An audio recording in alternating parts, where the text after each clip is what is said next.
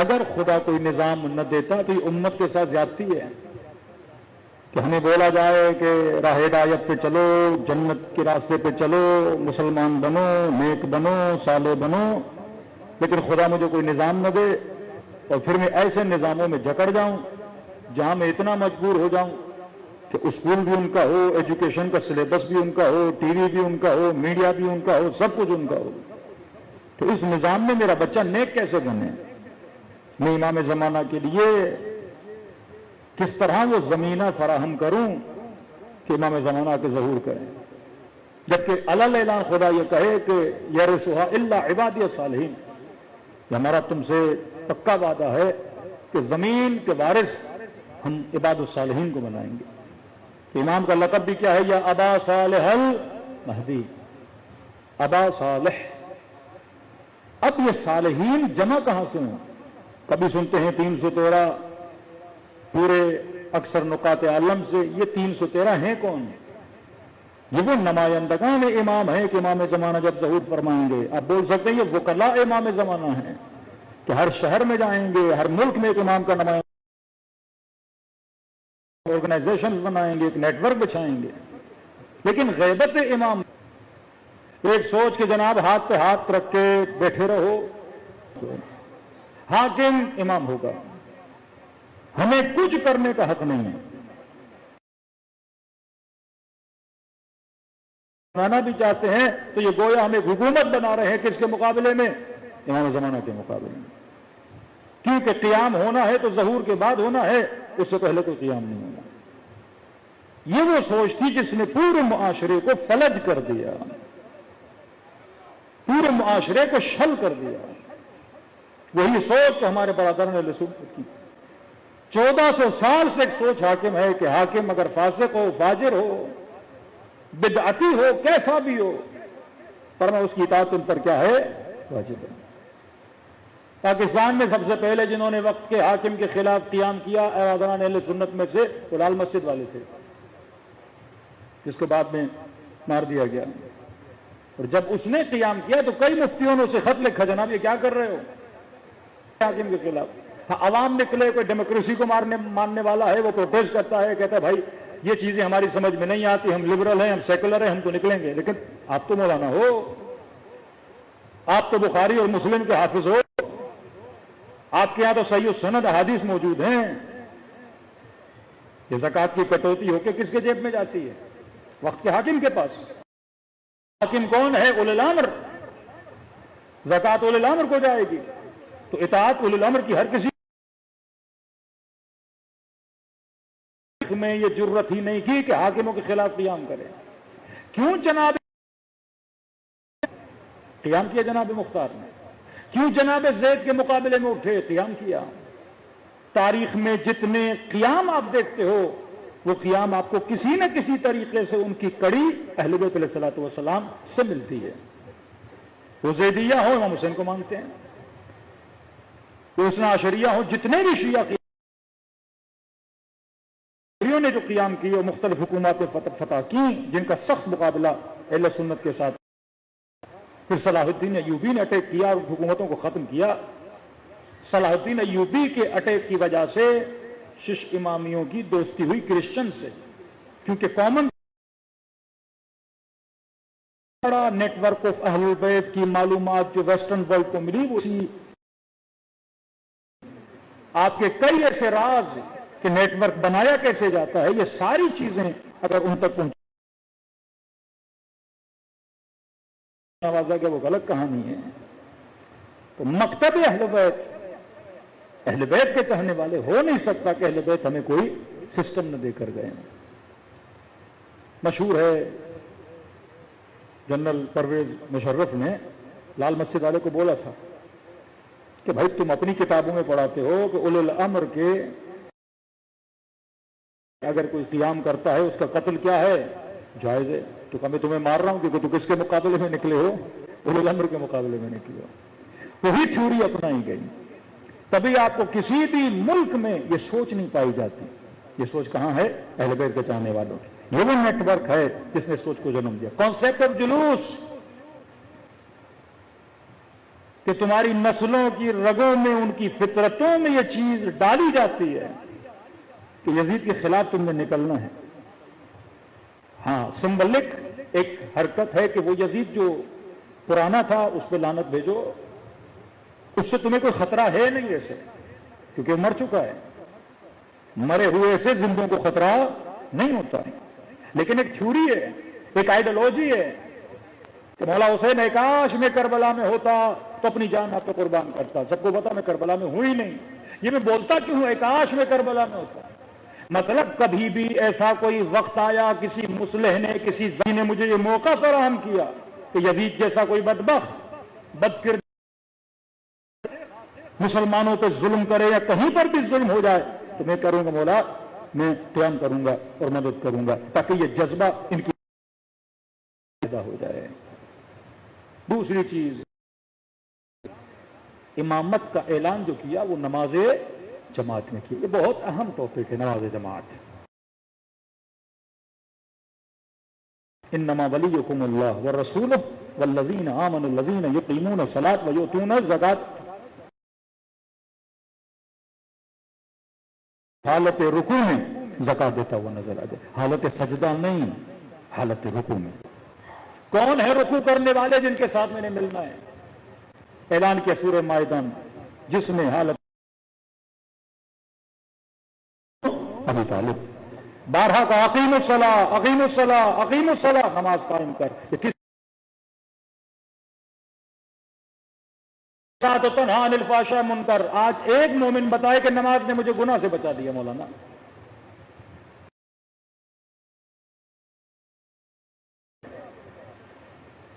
اگر نماز ایکسرسائز اور حرکات کا نام ہے تو گناہ سے نہیں بچا جا سکتا، لیکن اور نہیں بنایا۔ ہاں، وہ نماز جو علی کے نظام ولایت کے ساتھ جڑی ہوئی ہو وہ تجھے گناہ سے بچا سکتی ہے۔ اور کیسے کیسے گناہوں سے بچائے کہ جب نظام ولایت کے اندر چلے جاتے ہو، یہ ولایت اللہ کا نظام ہے، کلمۃ لا الہ من عذابی، یہ جو چار دیواری ہے جس کے اندر آ گئے عذاب الہی سے بچ جاؤ گے۔ اور یہ نظام، اس پورے نظام کا شکل اور میپ اگر خدا بتاتا ہے تو نماز جماعت بتا ہے۔ نماز جماعت ٹریننگ ہے۔ پہلی چیز نماز جماعت میں انتخاب ہے، سلیکشن۔ اب مجبور نہیں ہو، امام کو چنو گے۔ یہ نہیں کہ ہر بندہ جو آگے کھڑا ہو گیا کہے کہ میں امام ہوں، ایسا نہیں ہے۔ آگے بٹھاؤ گے تو مطلب نماز کے اندر الیکشن بھی ہے کہ تمہارا انتخاب ہے کہ تم امام کسے بناتے ہو، لیکن ان خصوصیات کے مطابق اسے امام بناؤ گے۔ 5 منٹ کے لیے تصور کریں، حدیث غدیر نہ ہوتی، من کنت مولا فہذا علی مولا نہ ہوتی۔ 1 منٹ کے لیے تصور کریں، آئے ولایت نہ ہوتی، انما ولیکم اللہ ورسولہ والذین آمنوا الذین، یہ آیت بھی نہ آتی۔ تو کیا پھر بھی امت نے علی کو چننا چاہیے تھا کہ نہیں؟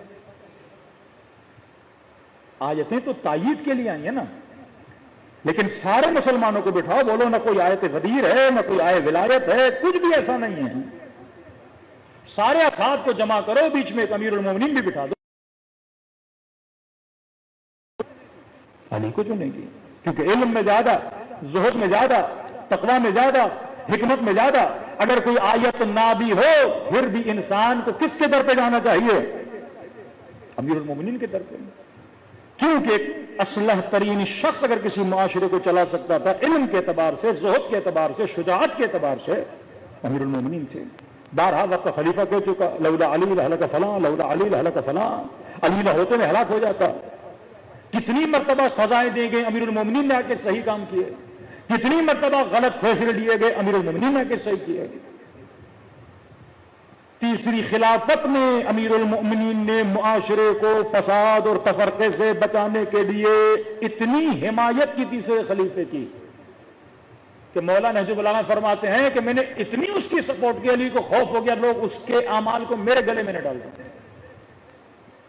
صرف یہ کہ معاشرہ آپس میں لڑے نہ، معاشرے میں انسجام پیدا ہو، اتحاد پیدا ہو۔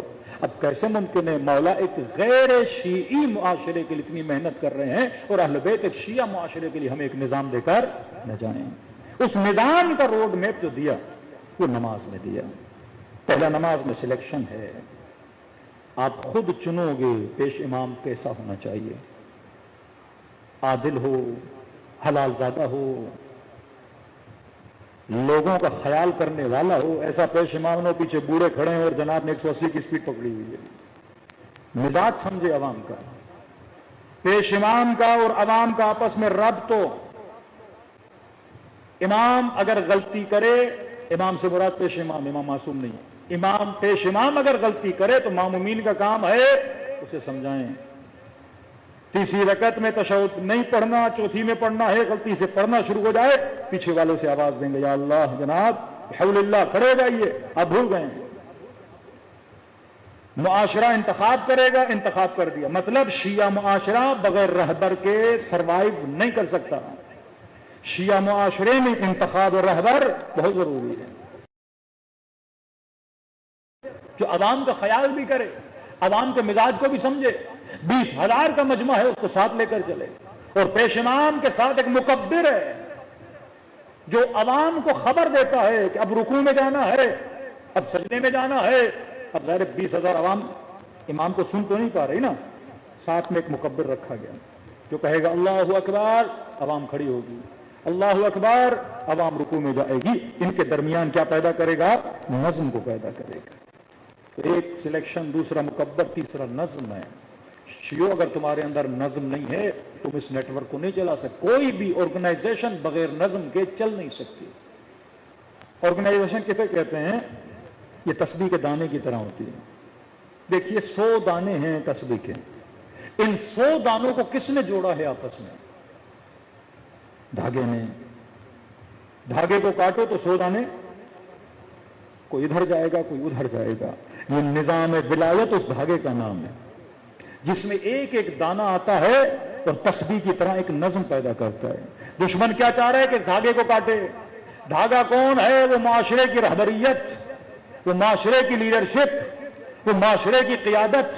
دھاگا ایک ہو، 10 دھاگے نہیں ہوتے، ایک دھاگا ہو جس کے اطراف میں سارے دانے کیا ہو جاتے ہیں؟ جمع ہو جاتے ہیں۔ آپ کو پورا سسٹم دیا۔ چوتھی چیز نماز میں نیت ہے۔ نیت کیا ہے؟ قربتاً اللہ۔ ہر کام اس نیٹ ورک میں جو بندہ آ کر کرتا ہے وہ اللہ کے قرب کے لیے کرتا ہے، وہ ریاکاری کے لیے نہیں کرتا۔ کہ بندہ نماز پڑھے اللہ اکبر، سامنے سے پتا چلے کیمرہ پڑا ہوا ہے۔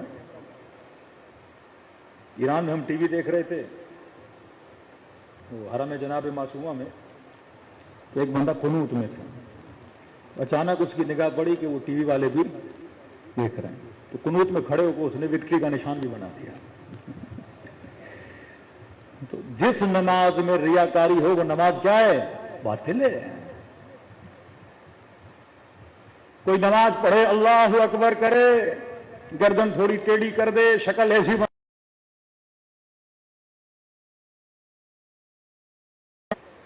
آغا کراچی کہتے ہیں شدید گرمی، دل تھا پانی پیوں، ٹھنڈا پانی، گاڑی روکی، ایک چشمہ تھا، ٹھنڈا ٹھنڈا پانی، جلدی جلدی ٹھنڈے پانی سے کیا کیا؟ وضو کیا، چہرہ دھویا، وہ ٹھنڈی سانس لی۔ میں نے کہا ماشاءاللہ ساری گرمی اتر گئی۔ 5 منٹ کے بعد مجھے خیال آیا، کراتی یہ وضو ٹھنڈک کے لیے لیا تھا یا قربتاً اللہ کے لیے تھا؟ تب دوبارہ جا کے میں نے وضو کیا، کیونکہ وہ پہلے والا وضو اس لیے تھا کہ گرمی بہت لگی تھی، چہرے پہ پانی۔ میں نے کہا پہلے ٹھنڈے ٹھنڈے ہو جاؤ، پھر اللہ کی نیت کر کے وضو کرو۔ جس نماز میں ریاکاری وہ اس نماز کا کوئی فائدہ نہیں ہے۔ تو اس نظام کے افراد جو اس نظام کے اندر کام کریں گے وہ ریاکاری کے لیے نہیں کریں گے، فوٹو سیشن کے لیے نہیں کریں گے، لوگوں کو دکھانے کے لیے نہیں کریں گے، نام و نمود کے لیے نہیں کریں گے، سسٹم کو پروان چڑھانے کے لیے کریں گے۔ تیسری چیز، جب اس نیٹ ورک میں آتے ہو نماز میں، تو اس کا مطلب یہ نہیں لا اکراہ فی الدین، دین میں کوئی جبر نہیں ہے۔ ایسا نہیں کہ تمہیں مجبور کیا جاتا ہے کہ جو ہو وہ کرو، نہیں۔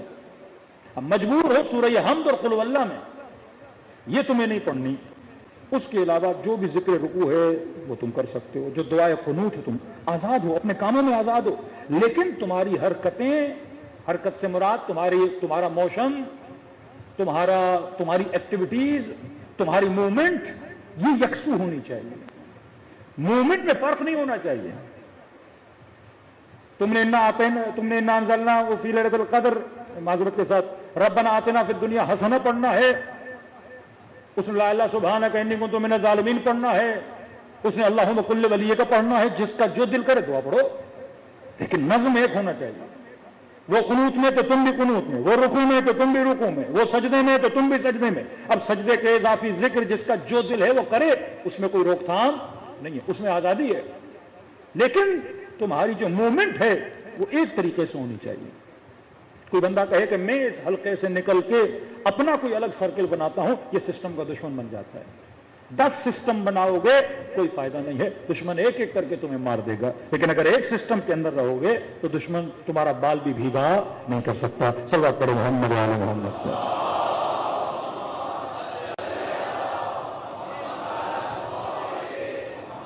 تو اجل ترجم، یہ جو مختلف اسپورٹ آپ دیکھتے ہیں، ہر قوم کی اپنی ایک اسپورٹ ہوتی ہے، یہ جو ورزشیں ہوتی ہیں، ایکسرسائزز ہوتی ہیں، ہر قوم کا ایک گیم ہوتا ہے۔ آپ نے کبھی نہیں سنا ہے کہ امریکنز کی فٹ بال ٹیم سب سے آگے ہو؟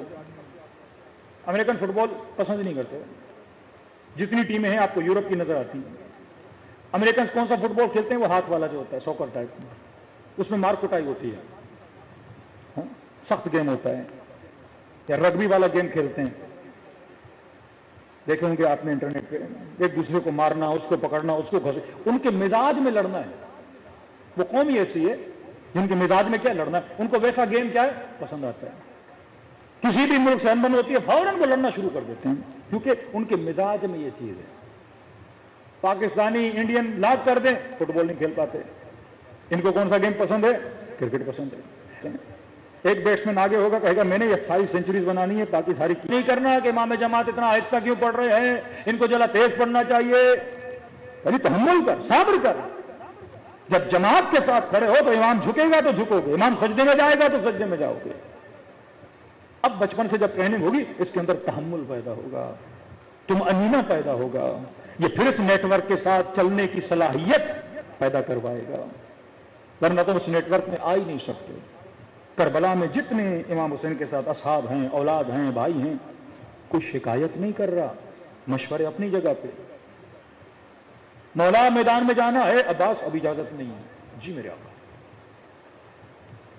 مولا میں نے خط کھینچی ہے، بولا ہے کسی کی ضرورت ہے تو خط پار کر کے دکھائے، عباس بولا ہے کسی کی ضرورت ہے تو خط پار کر کے دکھائے، عباس میرا دل ہے خط مٹا دو، جی میرے آقا خط مٹا دیتا ہوں۔ عباس پانی لانا ہے، پانی کے لیے گئے۔ جو حکم امام ہے حکم کی تعمیل ہو رہی ہے، کیونکہ یہ سسٹم کے اندر رہ رہے ہیں۔ پورے قافلے کو سیدہ زینب کیسے لے کر چل رہے ہیں؟ اب یہ نہیں کہ میں عمر میں زیادہ ہوں زین العابدین میری چلے گی، نہیں، امام ہے، چاہے ینگ ہے، 24 سال کا ہے، بوڑھی ہیں 50 سال کی ہیں، بزرگ ہیں، فقیہ ہیں، عالمہ ہیں، شریکت الحسین ہیں، لیکن نہیں سجاد، اگر کہو تو خیموں میں جل کے مر جائیں، اگر کہو تو خیموں سے بے چادر نکل جائیں۔ حکم امام ہے۔ یہ نیٹ ورک اطاعت کے ساتھ، نظم کے ساتھ، یکجہتی کے ساتھ چلنے والا ہے۔ نماز میں اتنے پوائنٹس ہیں، اتنے پوائنٹس ہیں۔ اعتراضی کہتے ہیں بعض نماز ہے نماز شکر، نماز انس۔ نماز شکر کون سی نماز ہے؟ نماز میں تجھے رب کا شکریہ بھی سکھایا جاتا ہے، پوری ایکسرسائز ہے۔ یہ چربی کا ہے، جس طرح چیزوں کو سرکے میں رکھا جاتا ہے خراب نہ ہو، چربی کو نمکین پانی میں رکھا جاتا ہے تاکہ چربی کیا نہ ہو، خراب نہ ہو۔ کبھی آنکھیں خشک نہیں ہوں گی۔ منہ کے پانی کو نمکین بناتا منہ خشک ہو جاتا۔ پانی بھی منہ میں اتنا دیا جتنی ضرورت ہے، اگر زیادہ پانی دیتا تو نیچے پیالہ لے کے گھومنا پڑتا، پانی نیچے گرتا رہتا۔ اتنا پانی دیا جتنا پانی کی ضرورت ہے۔ کانوں کو فلیٹ نہیں بنایا، جھریاں ڈالی کانوں کے اندر۔ اگر گدھے کی طرح، جانوروں کی طرح سیدھے ہوتے، آواز سنائی تو دیتی پر پتہ نہ لگتا آواز آ کہاں سے رہی ہے۔ یہ جو کانوں کے اندر نشان ہیں یہ اس لیے ہیں، آپ کو پتہ چل جاتا ہے رائٹ سائڈ سے آواز آ رہی ہے یا لیفٹ سے آواز آ رہی ہے، ڈائریکشن کا پتہ چلتا ہے۔ کس کس چیز کا شکر کرو گے؟ کتنی نعمتوں کا شکر کرو گے؟ زمین کے اندر ایک دانہ ڈالتے ہو 100 دانے بنا کے باہر نکالتے ہیں. اب لکڑی کا درخت نکلا، لکڑی سے آگ جلاتے ہو، پھل ہوگا تو پھل لوگے، سایہ دو گے. کوئی بھی چیز کائنات میں نہیں جس کا فائدہ نہ ہو. کبھی جوان نے کہا پروردگارا تیرا شکر ہے تو نے مجھے انگوٹھا دیا. 15 سیکنڈ کے لیے اپنے انگوٹھے کو بند کرو. 15 سیکنڈ کے لیے سوچو آپ کا انگوٹھا ہے ہی نہیں. اب اس جوان کو کہو 10 سیکنڈ کے لیے انگوٹھا بند کرو اور پوری کوشش کرو اپنی قمیض کے بٹن باندھ کے دکھاؤ. چھوٹا سا انگوٹھا اگر نہ ہو قمیض کا بٹن نہیں باندھ سکتے ہو. کچن میں خواتین سالن کے لیے چمچ نہیں پکڑ پائیں گی. چھوٹا سا انگوٹھا ہے. چند گرام کھال دی خدا نے یہاں پر انگلیوں کے اوپر، زیادہ نہیں ہے، چند گرام کھال ہے. اگر یہ چند گرام کھال یہاں نہ دیتا آپ کا ہاتھ کبھی بند ہی نہ ہوتا. کیونکہ میرے ہاتھ کو بند کرنا تھا، سارا کام اس ہاتھ سے ہے. اللہ نے پیچھے کیا دی ہے؟ چھوٹی سی کھال دی ہے. پیچھے انگلیوں میں کوئی کھال نہیں دی کیونکہ ان ہاتھوں نے پیچھے کی طرف جانا ہی نہیں ہے. کھال کو سیدھا رکھا. بچہ پیدا ہوا تو رب نے دانت نہیں دیا، ماں کے لیے عذاب بن جاتا بچہ. بغیر دانت کے بچہ دیا. بچہ پیدا ہوا اسے ہر طرح کی وٹامن کی ضرورت ہے. ساری وٹامن خدا نے ماں کے دودھ کے اندر ڈال دی. اس کو ضرورت ہے.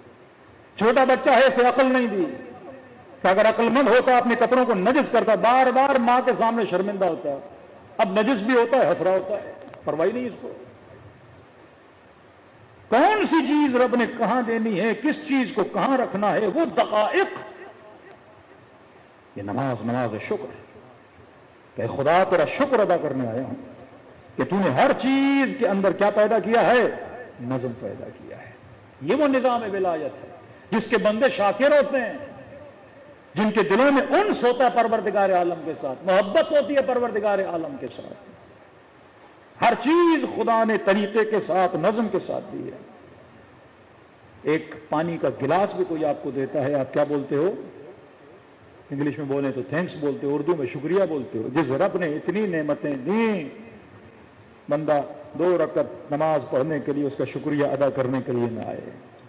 کیوں اتنی تاکید؟ من استخف بالصلاۃ، جو اپنی نماز کو خفیف سمجھے وہ ہم اہل بیت میں سے نہیں. لیس منا، یا کب کہا لن تنالوا شفاعتنا، اسے کبھی ہمارے مطلب جو ہمارے سسٹم میں نہیں ہے، جو ہمارے نظام میں نہیں ہے، جو ہمارے نیٹ ورک میں نہیں ہے، اسے کبھی بھی ہماری شفاعت نصیب نہیں ہوتی. نماز میں بہترین ایکسرسائز ہے.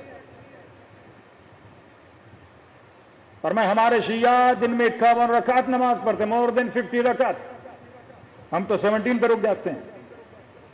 آج جتنے بھی آرتھوپیڈ ہیں، جتنے بھی جمناسٹک والے ہیں، جتنے بھی جم والے ہیں، جتنے بھی انسانوں کی ہیلتھ پہ کام کرنے، امیر نہ بیل چلائے نہیں تھے، تو اس کے لیے انہوں نے پھر لوہے کے ڈمبل ومبل بنا دی کہ جب تو بھی جا. محنت یہ بھی کر رہا ہے، پسینہ یہ بھی بہا رہا ہے، وہ بھی بہا رہا ہے.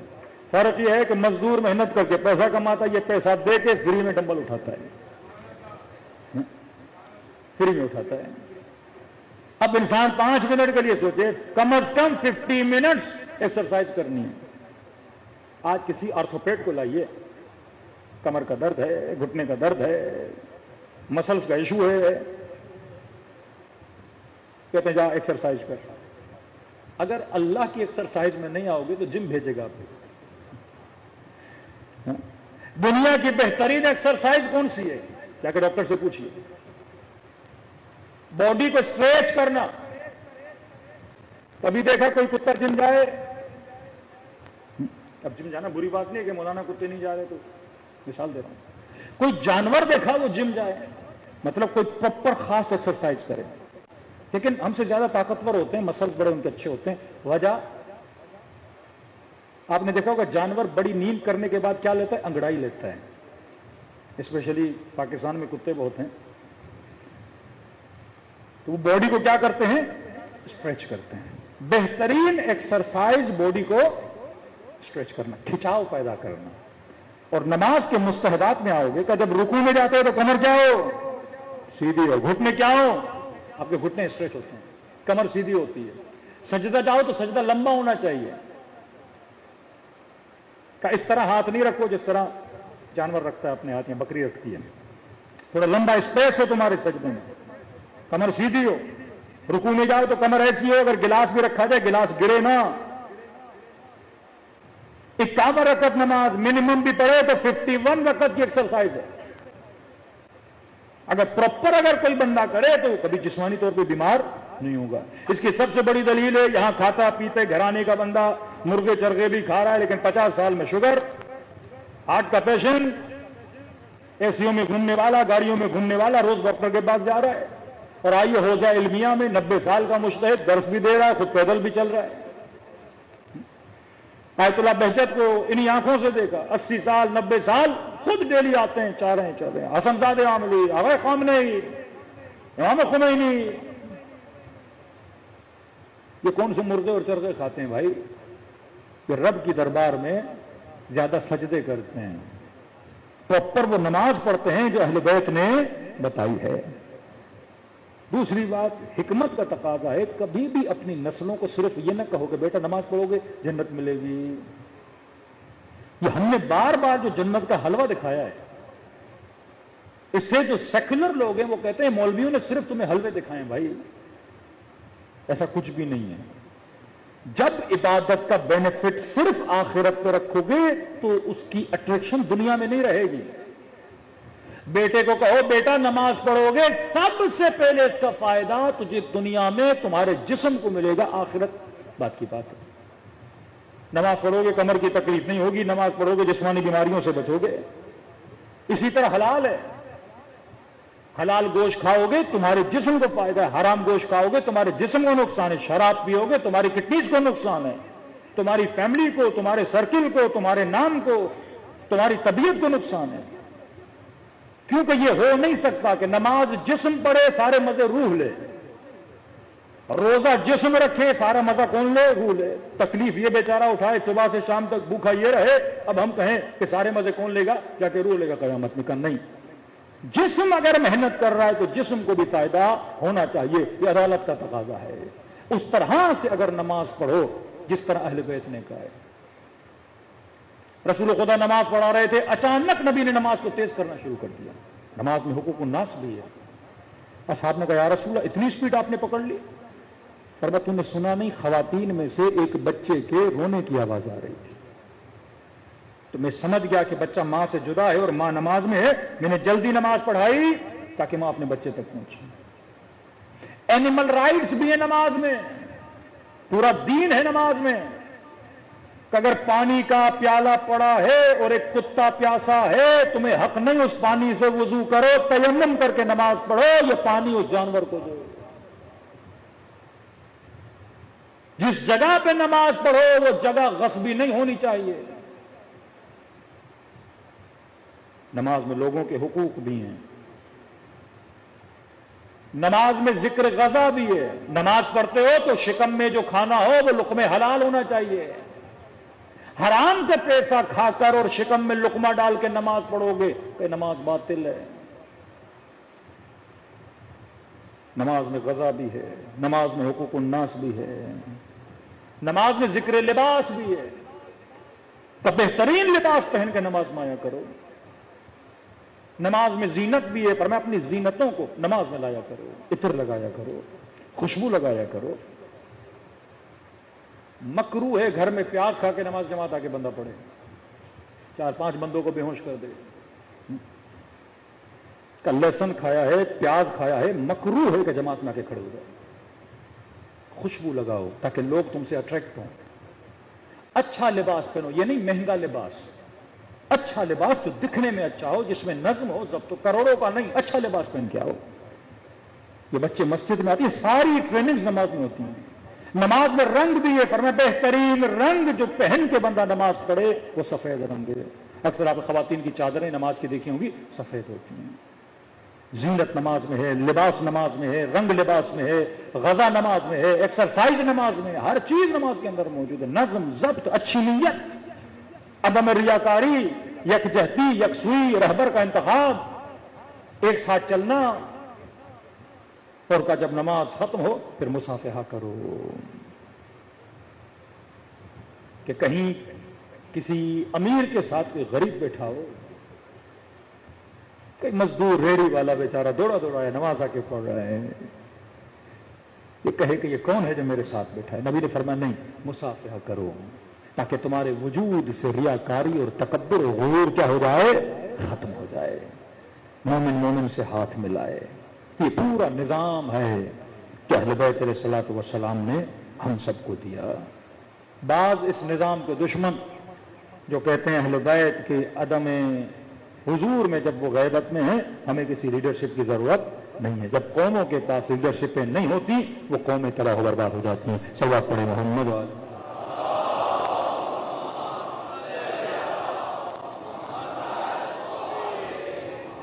بارہ دیگر صلوات پڑھیں محمد والے۔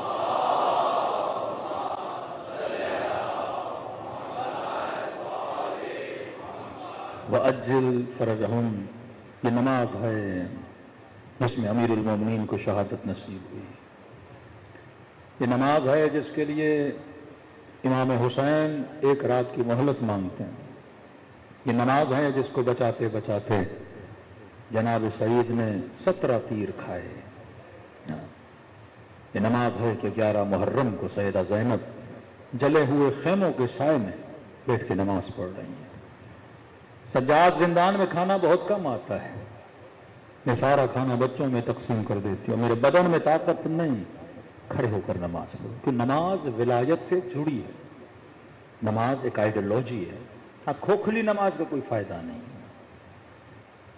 شیعہ سروائیو تبھی کر سکتے ہیں جب شیعوں کے اندر واحد لیڈرشپ ہو، دشمن انہی لیڈرشپوں کو ختم کرنا چاہتے ہیں، حوثی شیعہ ہوں لیڈرشپ ختم کرنا چاہتا ہے۔ عراق کے اندر صدریوں کے جو مختار صدر کے جو والد تھے وہ بڑے عراقی شیعوں کو بیدار کرنا چاہتے تھے، لیکن ان کو بھی آپ نے دیکھا گولیاں مار کے شہید کر دیا۔ شہید محراب، اب کتنے شہید دیکھیں گے، یہ تو امام خمینی کے انقلاب، اب امام خمینی سے پہلے جتنے لوگوں نے قیام کی کوشش کی ہے، آیت اللہ دستغیب، شہید مصطفی، مختلف شہداء آپ دیکھتے ہیں یہ شہید ہوئے کیونکہ وہ نہیں چاہتے تھے کہ ان کے اندر کوئی لیڈرشپ ہو، کوئی دوسرا نظام بنے جو ہمارے نظام کے مقابلے میں ہو۔ تو جب تک اہل بیت کی بتائی ہوئی تعلیمات پہ نہیں چلتے تب تک ہماری زندگیاں، ہمارے محلے، ہمارے بچوں کی زندگیاں آباد نہیں ہوتی ہیں۔ یہ عقیدہ پختہ ہونا چاہیے، ہماری کوتاہیاں ہیں لیکن یہ عقیدہ کہ ہمارا کوئی وارث ہے، یہ عقیدہ کہ کوئی امام ہے جو طرد غیب میں ہے، اگر ہماری کوتاہیاں بھی ہیں تو وہ امام اس کوتاہیوں کو دور کرنے والا ہے۔ چھوٹے چھوٹے واقعات ہیں لیکن آپ دیکھتے ہیں جب بندہ مشکل میں پھنستا ہے تو امام زمانہ واقعاً اس کی مدد کرتے ہیں۔ بہت بڑے عالم دین آیت اللہ شیخ ابو الحسن اصفہانی 8 سال کے تھے تو انہوں نے علم دین حاصل کرنا شروع کیا۔ جب 11 سال کے ہوئے، گاؤں میں رہتے تھے اصفہان کے ساتھ، چھوٹا سا گاؤں، تو اپنے والد کو کہا کہ بابا مجھے اصفہان بھیجیے، میں وہاں جا کے مکتب میں، مدرسے میں جا کے علم دین حاصل کروں گا۔ تو والد نے کہا بیٹا آپ 11 سال کے ہو، کھانا پینا کپڑے دھونا ہونا کیسے ہوگا؟ کہا میں کر لوں گا۔ کہا بیٹا بیمار ہو جاؤ گے، مختلف مسائل ہیں، کس طرح کرو گے؟ میں اجازت نہیں دے سکتا۔ ضد کی انہوں نے، کہتے باپ گھر آتا تھا رات کو، اس کے قدموں میں بیٹھ جاتے تھے، پاؤں دباتے تھے، رونا شروع ہو جاتے تھے، باپ میں نے جانا ہے، میں نے جانا ہے۔ بالآخر والد راضی ہوا، اس کو اصفہان بھیجا، مدرسہ صدر۔ کہتے 4 مہینے میں نے دل لگا کے پڑھائی کی، شوق ذوق عشق کے ساتھ علوم دینی کو حاصل کر رہا تھا۔ 4 مہینے کے بعد سردی کا موسم آیا، برف باری اور شدید برف باری ہوئی اصفہان میں۔ میرے پیسے ختم ہو گئے، کھانے پینے کے لیے پیسے نہیں، کمرے کے اندر روشنی چاہیے، موم بتیاں چلی گئیں، کمرے کو گرم کرنے کے لیے کوئلہ لانا پڑتا تھا، کوئلے کے پیسے نہیں، کھانے کے پیسے نہیں۔ یہ عالم آیا کہ جو بچی ہوئی سوکھی روٹیاں تھیں میں ان کو کھا کے اپنا دن گزارتا تھا۔ اتفاق سے انہی دنوں میرے والد آ گئے مجھ سے ملنے کے لیے، کمرے میں جیسے اندر آئے روشنی نہیں، کمرہ ٹھنڈا یخ، کھانا کا بابا پیسے ختم ہو گئے۔ اس نے ڈانٹنا شروع کر دیا۔ میں نے تو پہلے کہا تھا یہاں سروائیول مشکل ہے، بیمار پڑ جاتے، منع کر رہا تھا، سامان باندھو اور واپس چلو، میں اس حال میں تمہیں چھوڑ کے نہیں جا سکتا۔ کہتے والد کو کیا کہوں، حالت واقعی میری ایسی کہ کوئی بھی بات ہوتا بچے کو نہیں چھوڑتا. تو میں نے کہا مجھے چند منٹ دے، میں ابھی آ رہا ہوں. کمرے سے باہر نکلا، صحن میں گیا، نگاہیں بلند کی، توسل کیا امام زمانہ سے. میں نے کہا مولا آپ کی راہ پہ چل رہا ہوں اور آپ نے ہی فرمایا کہ ہم وہ قوم ہیں جن کا وارث موجود ہے.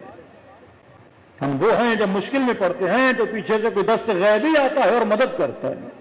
مولا یہ مجھے لے کر چلے جائیں گے، میں آپ کی خاطر یہاں پہ آیا ہوں. کہ ہزار و قطار 11 سال کا بچہ خلوص دل سے امام زمانہ سے باتیں کر رہا ہے. پھر اچانک مدرسے کا دروازہ کھٹکا، خادم گیا. کون؟ خادم نے کہا کہ ابو الحسن کوئی بلا رہا ہے تمہیں. اب کہہ رہے اصفہان مجھے کوئی جانتا ہی نہیں. کونے کونے دروازے پہ پہنچا، کیا کہ نورانی وجود ہے، کوئی شخص ہے. مجھے کہا ابو الحسن پریشان کیوں ہوتے ہو؟ کمرے میں موم بتیاں نہیں ہیں، تم نے لگ رہا ہے صحیح سے ڈھونڈی نہیں ہے، ذرا غور سے ڈھونڈنا، پیچھے بہت پڑی ہوئی ہیں. پیسے نکالے میرے ہاتھ پہ رکھے، کہ جا کوئلے لے، کمرے کو گرم کر، کچھ کھانا لے. مہمان کو بھوکا نہیں بٹھایا کرتے. اور آج کے بعد پریشان ہونے کی ضرورت نہیں، کیونکہ تو وہ ہے جس کا وارث زندہ ہے. کہ مجھے سمجھ میں نہیں آ رہا. اکثر لوگ جب مولا سے ملتے ہیں گویا ذہن پر امام زمانہ کوئی اثر ڈالتے ہیں کہ جس کی وجہ سے وہ امام کو پہچان نہیں پاتے. کہہ رہا کمرے میں گیا پیسے لے کے. والد نے کہا کون تھا؟ کہ بولا موم بتیاں پڑی ہوئی ہیں. کہ ڈھونڈی، وہ مل گئیں. پیسے دیے، کہ کوئلے لے لینا، کمرہ گرم کر دینا، کھانا لے لینا. والد آیا، کھانا کھلا دینا. کہ پوچھا نہیں بیٹا کون ہے؟ کہا کہ پریشان ہونے کی ضرورت نہیں، ہم وہ ہیں جن کا وارث زندہ ہے. کہتے والد کھڑے تھے، بزرگ تھے، جیسے سنا تو گھٹنوں کے بل بیٹھ گئے. کہ بیٹا تو 11 سال کا، تیرا ایمان اتنا مضبوط ہے کہ تیرا وارث زندہ ہے. میں بوڑھا ہو گیا، میرا ایمان اتنا کمزور ہے. کہ آج کے بعد میں تجھے روکوں گا نہیں، جتنا علم دین حاصل کرنا ہے کرو. خلوص کے ساتھ، اچھی نیت کے ساتھ. اگر کوئی کار دین کے لیے بھی کام کرتا ہے یا کار دنیا کے لیے، قربت اللہ کی نیت ہے، پھر اہل بیت علیہ الصلوۃ والسلام مدد کرتے ہیں. جس خدا نے موسیٰ کے لیے سمندر کا راستہ بنا دیا، جو خدا موسیٰ کو فرعون کے گھر کے اندر نجات دے کے پال سکتا ہے، یہ خدائی کام ہے جو تمہارے وہم و گمان میں بھی نہیں ہے. اللہ پر انسان اور بندے کی وہاں سے مدد کرتا ہے. کس نے سوچا تھا حسین کی کربلا، اور کہاں پاکستان، کہاں ہندوستان، کہاں دنیا کا کونا کونا. یزید نے بھی نہیں سوچا ہوگا کہ امام حسین کو شہید کروں گا اور دنیا کا ہر فرد، کوئی ایسا ملک نہیں رہے گا کہ جہاں پہ لوگ امام حسین کا غم نہ منائیں. یہ معجزہ پروردگار عالم ہے کہ تو ہمارا ذکر کر، ہم تمہارا ذکر کریں گے. تم مجھ سے محبت کر، میں تیری محبتوں کو لوگوں کے دلوں میں ڈال دوں گا. دلوں کو کربلا کی طرف روانہ کریں. دن بڑی تیزی سے گزر رہے ہیں. فرمایا اپنے دلوں کو اہل بیت کی محبت سے سرشار کرو. کیا پتہ اگلے سال کون زندہ کون نہیں زندہ. یہ برادر شہید زین ترابی لاسٹ ایئر محرم میں 10 دن ہمارے ساتھ تھے. پورے 10 دن بیچارہ ایز اے ٹیم کام کر رہے تھے. کس کو پتا کہ اگلے سال زندہ ہو کہ نہ ہو. موت یہ نہیں کہ بوڑھے کے لیے ہے، جوان کے لیے نہیں. 10-10 سال کے بچے چلے جاتے ہیں، 15-15. خود اس انسان کو پتا نہیں ہوتا میں اگلے سال ہوں کہ نہیں. آپ کو پتا ہے اگلے سال ہوں گے، مجھے پتا ہے میں اگلے سال ہوں گا. تبھی فرمایا جب آؤ تو یہ سوچ کے بیٹھو یہ تیرے زندگی کی آخری مجلس ہے. اب جب گریہ کرو گے، ربط بناؤ گے اہل بیت سے، پھر وہ ربط ہوگا، پھر اس نیت میں خلوص بھی ہوگا اور محنت بھی ہوگی. فرمایا شبیب اگر کسی پہ رونا چاہو، کوئی غم ہو، تو فرما میرے جد حسین پہ رویا کرو. کا رونا نہیں آتا تو کم از کم رونے جیسی شکل بنایا کرو.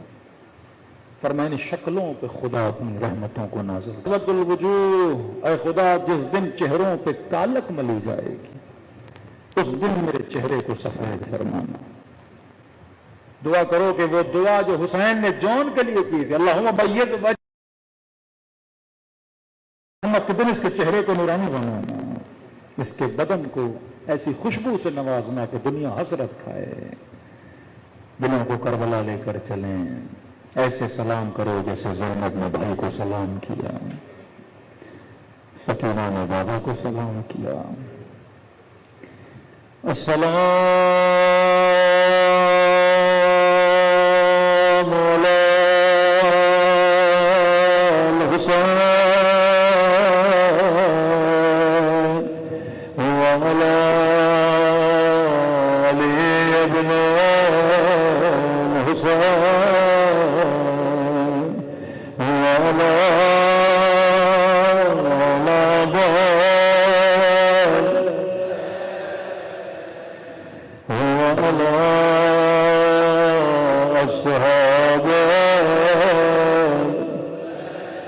سب ملتے سلام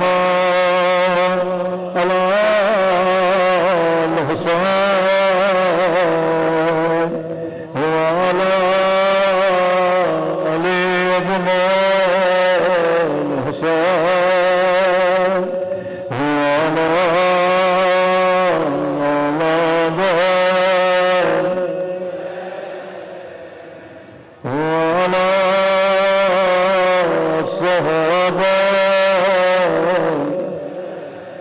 سب مل گئے السلام علی وعلی علی ابن وعلی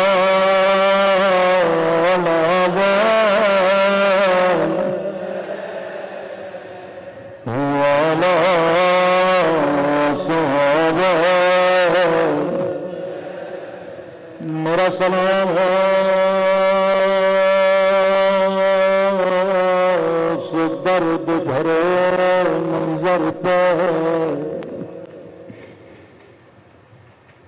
جب زینب کی نظر حسین کی پامال بدن پہ پڑی، اللہ کسی بہن کو بھائی کا زخمی بدن نہ دکھائے۔ ابن سعد نے حکم دیا بدن ہے یہ معصومین پہ گھوڑے دوڑائے جائیں، خاص طور پہ گھوڑوں کے پاؤں میں سم ڈالے گئے، بڑے بھاری وزنی گھوڑے تھے۔ یہ نہیں جب گھوڑے دوڑا کر واپس آیا کہنے لگا ابن سعد جب میں نے حسین کے بدن پہ گھوڑا دوڑایا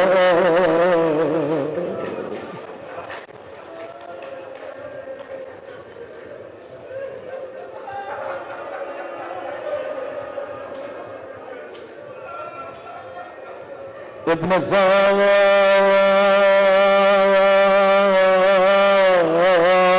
جب میں نے گھوڑے دوڑائے میں نے اپنے کانوں سے پسلیاں ٹوٹنے کی آواز سنی،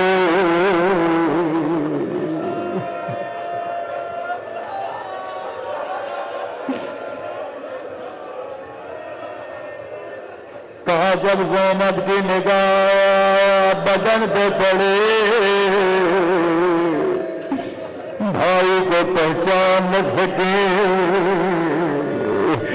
نگاہ آسمان کی طرف بلند فرمایا میرے اللہ میرا حسین ساتھ نہ تھا، اما زہرا نے چکیا پیس پیس کے ڈالا تھا،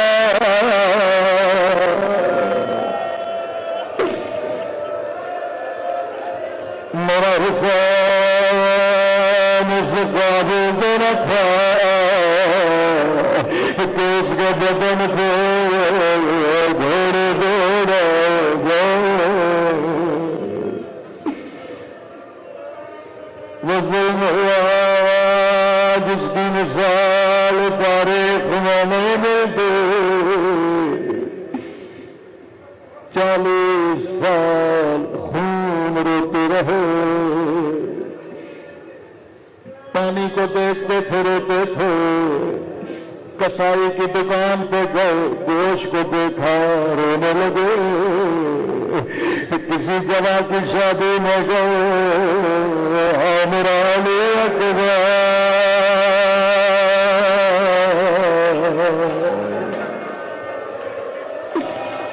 کسی بچی کو دیکھا میری سکینہ،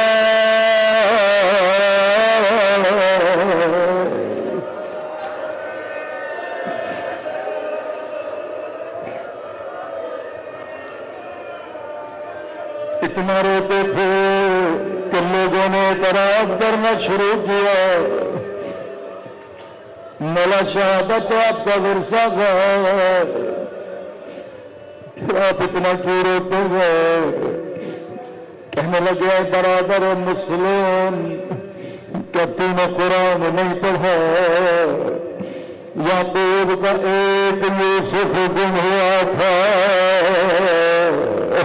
یعقوب نے صرف خون کا کرتا دیکھا تھا، وَبِيَضَّتَ مَاءَ کے سفید پڑ گئے، میں نے اکبر کے سینے میں مرچھی دیکھی، میں نے 6 مہینے کے گلے میں تیر دیکھے، میں نے گٹھڑی میں قاسم کی لاش کے ٹکڑے دیکھے،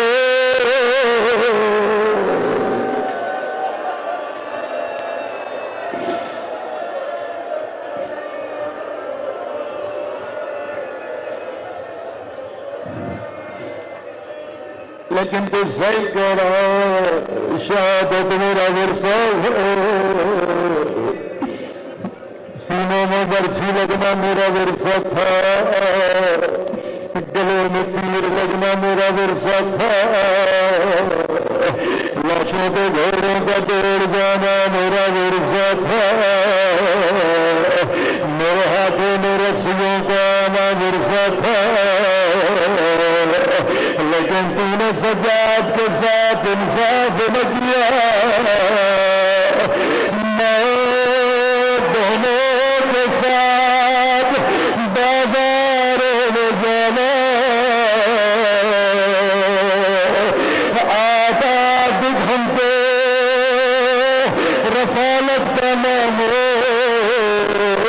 شرابی کے دربار میں کھڑا کرنا،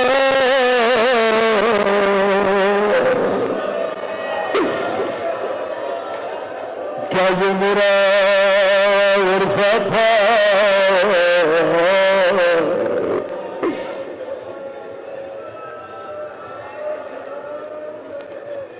بازار جاتے گوشت والے اپنے گوشت پہ کپڑا ڈال دیتے، کہیں سجاد کی نظر میں پڑ جائے، ایک دن گوشت والا کپڑا ڈالنا بھول گیا، میرے مظلوم امام کی نظر گوشت پہ پڑ گئی، زمین پہ بیٹھے ہاں میرا غریب دینے، ہاں میرا پیاس دینے،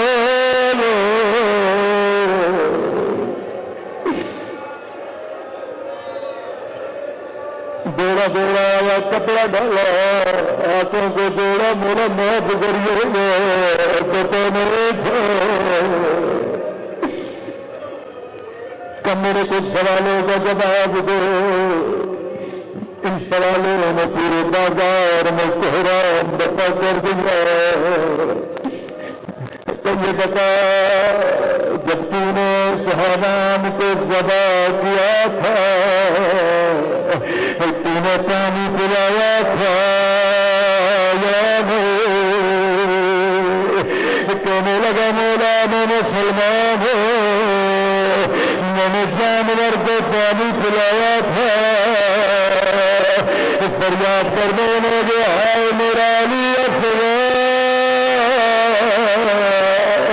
خوش زبان نکالتے رہو کسی نے معلوم نہیں ہے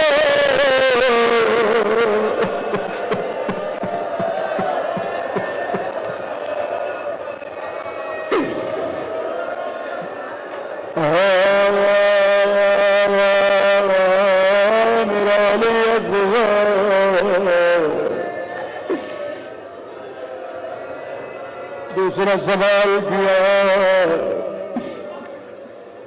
اے قصائی بتا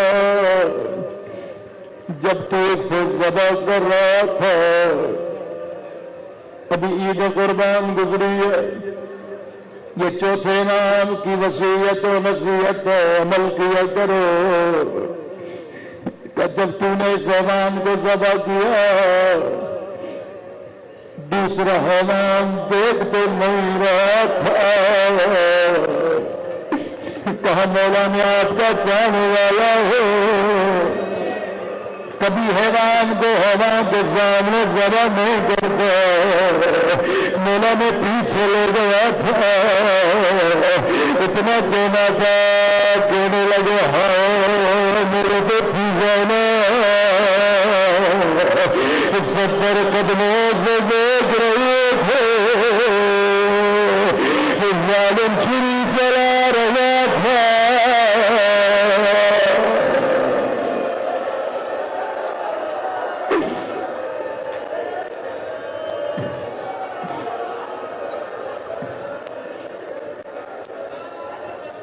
آخری زمان تیرے بازار کو رونے پہ مجبور کر دیا امام زمانہ اگر مجلس میں موجود ہے مولا معاف کریے گا قصائی بتا جس چھری سے گلا کاٹا تھا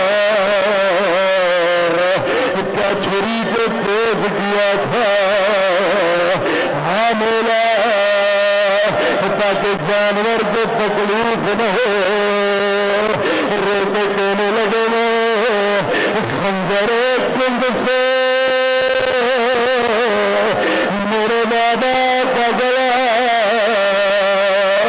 امام زمانہ زیارت ماہیہ میں فرماتے ہیں میرا سلام ہو کربلا کے اس شہید دو جس کا گلا پیچھے دہن فریاد کرتی رہے متاج میرا پیاس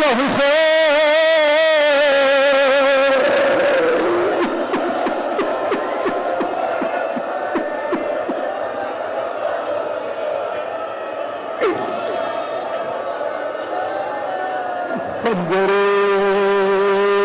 کند سے میرا بابا کا گیا کاٹا گیا